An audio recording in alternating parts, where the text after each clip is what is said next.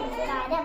ഞാനിപ്പോ പറയാൻ പോകുന്ന കഥയുടെ പേരാണ് അന്തർന്നൊക്കെയെന്ന് ഫലം. മുറ്റത്തെ മാവിക്കൊമ്പിലാണ് കുഞ്ഞു തത്തമ്മയുടെ താമസം. ചുമന്ന കൊക്കും പച്ചയോട് സുന്ദരിയാണ്. മരത്തിന്റെ കൊമ്പിൽ തട്ടി നടക്കുന്നു. എന്തോരം ഭംഗിയാണെന്നോ.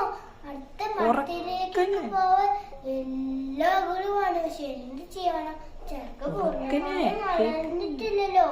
രാവിലെ ആയാൽ അമ്മ തത്ത കുഞ്ഞു തത്തേനെ തനിച്ചാക്കി ഇത് തേടിപ്പോവും. പറഞ്ഞോ മോനെ മോളെ ചുറ്റും തത്തക്കളാണ്, പുറത്തേക്ക് ഇറങ്ങാൻ പാടില്ലാന്ന്. അത് കേട്ട് കുഞ്ഞു തത്ത ഇങ്ങനെ തലയാട്ടും. ഒരു ദിവസം അമ്മ പോയി ഉടനെ നോക്കി കുഞ്ഞു തത്ത മെല്ലെ പുറത്തിറങ്ങി. ചുറ്റിനും നോക്കി, ആരുമില്ല.